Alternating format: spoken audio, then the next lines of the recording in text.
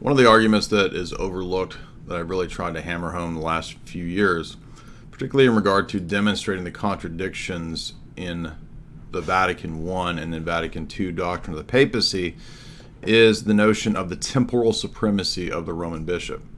If we go back in time to the 11th century and we look at what's known as the Gregorian reforms, and this is Gregory the 7th in the 11th century, around 1190. And if you look at the scholarship, whether it's Tushensky or whether it's Fordham University, they will note that this was entered into the papal register. So it did have some degree of officialdom at this time in regard to the papacy. And even if a Roman Catholic wants to disagree with that, it's not going to be a huge deal, because we're going to see that a couple centuries later, the same idea will also be there, about 300 years later. Now, note that this is a radical change from the ecclesiology of the church prior to 1090, and it's famously known as the Gregorian reforms.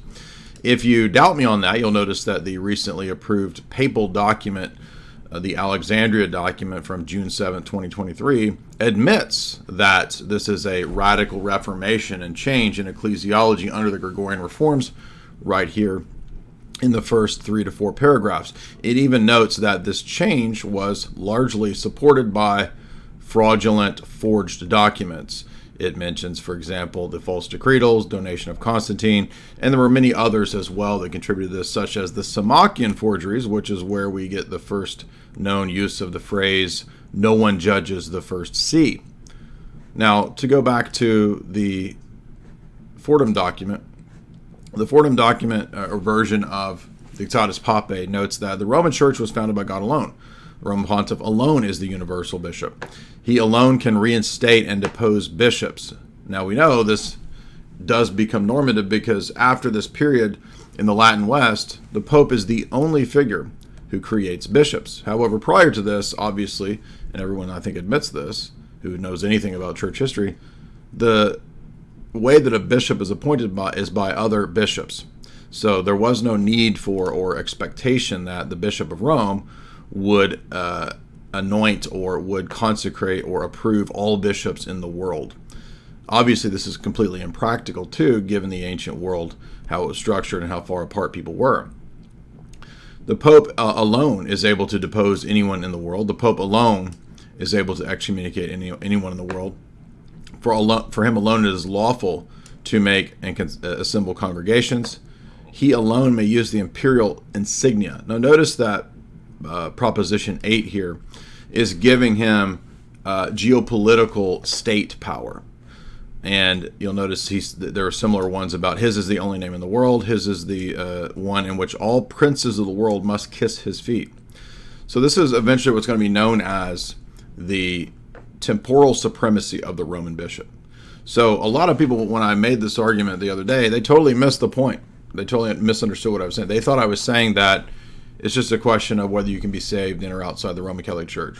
I do think the Roman Catholic Church contradicts on that point, but they have a lot of nuanced explanations and casuistry to try to explain that away. So I'm going to go with something that's even clearer. I'm just going to talk about the temporal supremacy doctrine. This is the idea that we first see outlined here, again, based on forgeries, that the Pope is not just the spiritual head of the church, but he's also the head of all world empires. He is the ultimate temporal authority too. So he also has temporal authority as well as spiritual authority. It doesn't mean that there are no other temporal authorities. There are kings, of course. But the purpose of this document, particularly we're going to move a couple centuries later to Unam Sanctam, Boniface VIII in 1302. And in Unam Sanctam, the dogma that's proclaimed here, now keep in mind, this is for the entire church. It's specified to be very clear, very explicit, that all must accept this. It's not just the idea that there is a spiritual head of the church that the Pope has, but that the Pope is also the head of all world rulers. In other words, he is the King of Kings. He is the Emperor of Emperors. Again, it's the very same terminology that was used in Dictatus papae a couple centuries earlier about the only person who can use throughout the world the imperial insignia is the Pope. So he is both a spiritual head and a world geopolitical head. So he is both church and state. Now, in the earlier Byzantine doctrine of Symphonia, you'll note that the symbology was always the two-headed eagle. The Byzantine double-headed eagle symbolized the patristic first millennium church and its doctrine of church and state in a two spheres but one body conception. This is an alteration to where now the Pope is both the spiritual and the imperial head of all temporal authorities. And so it notes that not only must you believe in the doctrine of the papacy as the spiritual head of the church, you must also believe in the temporal supremacy of the Roman bishop to be saved as well. That is the purpose of this document. It's one of the most famous documents in church history. It's famous precisely because it is positing that there is also a temporal supremacy of the Roman bishop. And it's exactly what was stated in the earlier document, Dictatus papae. This becomes the basis for why later on in the Renaissance era, the papacy can have standing armies. The papacy can go to war. He can call for looting and pillaging based on who doesn't submit to him. Join with me or I will excommunicate you. Now, the oddity here is that if you go back to the Council of Chalcedon, in the Canons of Chalcedon, Canon 7 noted that it is not allowed for clergy to become rulers or heads of state or enter into secular office. So notice the older Chalcedonian idea, even when there were Christian emperors, it didn't allow for clerics to enter into civil state service because there was a division of powers. But by the time of Dictatus papae, and by the time of the other documents that we're talking about here, like Unam Sanctum, you have an evolution, especially after the Gregorian reforms, of greater and greater temporal, worldly, geopolitical power of the papacy. And this is key because it's an obvious revolution in ecclesiology, in the church. Eventually, if you don't know, the Pope begins to wear what's called a triple crown. And the triple crown was a symbol of this three-tiered authority, right? That the Pope was not just a spiritual head, but that he is the head also of state. So 3 tiers, right? And you can look it up. You'll find it all over. And have you noticed that you don't see the papal tiara worn anymore? That's because after Vatican II, and we're going to see why in a minute, the papacy rejected wearing the triple crown. As far as I know, John the 23rd was the last to wear it, and that's not accidental, or maybe Paul VI wore it at one time. But the triple crown, this is a Photoshop. The Benedict did not wear the triple crown because after Vatican II, this gets discarded. And it's discarded because the Roman Catholic Church no longer holds to the doctrine of the temporal supremacy of the Roman bishop. But here's the key point. If you read Unam Sanctum, which is not very long, it notes that not only must you believe in the spiritual power of the Pope as the one single head, you must also believe in his temporal authority. And it says at the end of the document that this is absolutely necessary for salvation for every human creature to be subject to the Roman pontiff, not just in terms of his spiritual authority to be saved. You also have to be subject temporally to the Roman bishop. And the logic of the whole paper is that the spiritual is above the temporal, so clearly the Pope, as the highest spiritual authority on earth, is above all of the rulers. So he's also the King of Kings. He's the Quisatz Haderach, the universe's ruler and super being on earth as well. Now, as the Reformation and other events occurred, you had the dissolution, the split in the West, and as the papacy began to lose over a time its temporal authority and power, it began to have to make concessions. Now, we believe it was already compromised a long time ago, but specifically the compromise that we're talking about today is already condemned. Keep this in mind. If you read the Syllabus of Errors, and if you read, for example, Libertas of Pope Leo XIII, if you come down to, say, we'll start with Libertas, say about paragraph 19, 20, 21, 22, 23, 24, etc., pretty much until the end of the document. It's kind of a long encyclical, but really what I'm referring to is found in those paragraphs. You'll note that there he's talking about the condemnation of the Protestant doctrine of liberty of worship, freedom of conscience. Those are famous doctrines that the Reformers championed, right? If you didn't know this, Luther, Calvin, and others argued that we Protestants should have the freedom to worship. We should not be bound by any sort of Catholic state that could tell us it's wrong to do this or that. And likewise, it's not just Libertas of Leo XIII. It's also documents like Quanta Cura, condemning modern errors of Pius IX, the Pope of Vatican I, that to believe in religious liberty and the de-Catholicizing and de-Christianizing of the state is a heresy. So it's condemned in Quanta Cura. It's condemned in Leo XIII's Libertas. These are official, by the way, condemnations from the papacy. It's also condemned in the Syllabus of Errors of Pius IX, which is attached to Vatican I. It, for example, declares that you may not allow freedom of worship, that the church that the state should not be de-Christianized. The church should never work together with the state. You should not have a Catholic state, etc. All of these things are condemned many times over in this famous document from 1864, the Syllabus of Errors. And it's part of Vatican I. You can go read these for yourself. Now, most of the time, Roman Catholics have never read these things. They're not even aware of what these things are, what these documents are. They've never heard of this. But if you don't know, there's also a famous a feast day called Christ the King. And it was instituted, if you read the history of it, precisely to rebut, I think it's a, let's see if it's not an encyclical, but it might be an allocution, or it's called Quas Primas. It is an encyclical. So if you look up Quas Primas, this is a famous encyclical instituting the Feast of Christ the King. And the purpose of the Feast of Christ the King was to combat the Protestant and liberalizing modernist error that the state should be de-Christianized and no longer should be Catholic, quote unquote, or Christian.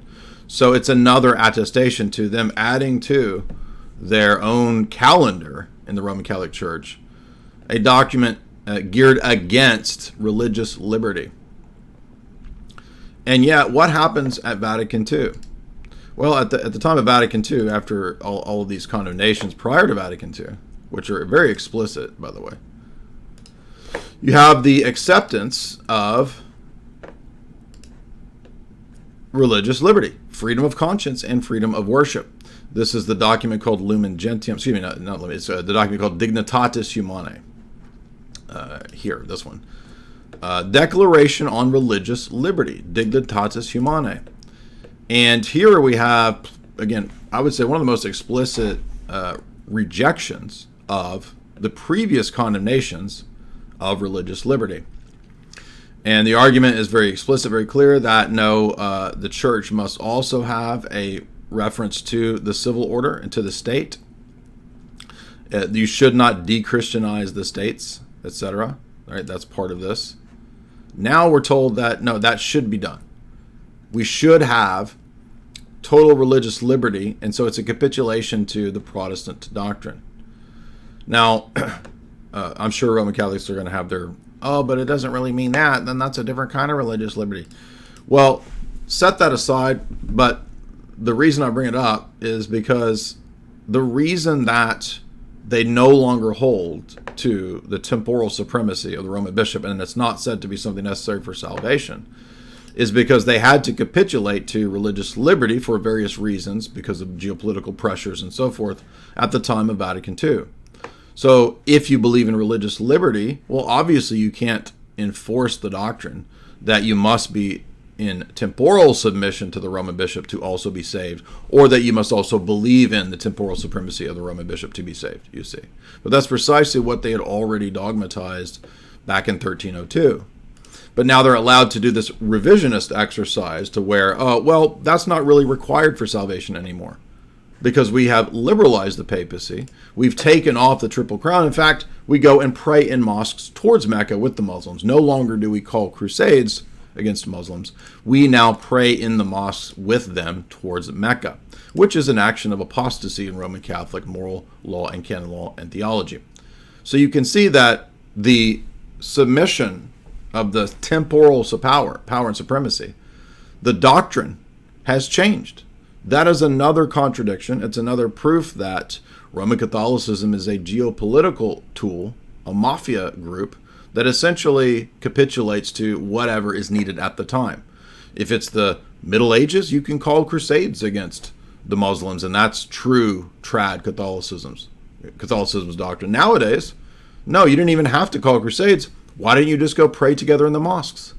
So you can see that the papacy, when it became a geopolitical power, particularly in the 11th century in its most powerful form, in the sense of temporal, when it really kicks off, the really popping off temporal power, it begins in these Gregorian reforms and it evolves into something that eventually becomes a disaster for the Roman Catholic Church, such that he has to take his triple crown off and then eventually admit that now it's time to de-Christianize Catholic states, as even Benedict the XVI himself said when he was Pope. This is a clear contradiction. It's 100% a rejection of what the Roman Catholic Church taught dogmatically 1,000 years ago. And so this alone, along with many other things, constitutes a systemic level defeater for the Catholic Church. Notice to those that are watching this or hearing me make this argument, I didn't argue that you have money corruption and we don't. Again, because every time I make these points, the Roman Catholic responds with a whataboutism that isn't even addressing my argument. They address a straw man. I'm not saying that the Roman Catholic Church is false because of money, because of wealth, because of greed. Those things might be things that led to the collapse. I'm saying that there's a dogmatic contradiction which refutes the papal system, because the papal system claims that there can never be dogmatic contradictions. So very clear, very precise in that argumentation. If you want to know the reasons why the papacy eventually capitulated in the 20th century to the geopolitical pressures to accept the Americanist doctrine of religious liberty, 100% contradicting itself only a few decades prior in the encyclicals and dogmatic documents I mentioned, I have multiple podcasts and talks on the Operation Gladio, the texts that are out there on this, the many Operation Gladio texts, and the history of the CIA operation and how they were instrumental, according to Catholic scholar David Wimhoff, in influencing Vatican II to accept Nostra Aetate and Dignitatis Humanae, the religious liberty and ecumenist documents. And those things go together, as Wimhoff demonstrates, as a traditional Roman Catholic, by the way. So you can read about the deep secrets of the Vatican, the Jesuits, and Operation Gladio there, as well as here, the history of intelligence agencies and Operation Gladio, etc., and how essentially the Vatican Bank becomes a money laundering operation and tool for the mafia and the CIA, famously, during the Cold War, and it has never ceased to be corrupt in that way, and that is also the source of today's Vatican corruption. So you have to go into the geopolitics and the history to understand this criminal conspiracy. And when you do, it begins to make sense. But most trad cats won't do this. They've never gone here. And that's why they also won't address the obvious contradiction that the Roman Catholic Church no longer says you have to believe in the temporal supremacy to be saved. If you like this, head on over to chalk.com and use the promo code J40 to get 40% off all those great products at chalk.com, or the promo code J44Life to get 44% off recurring subscriptions.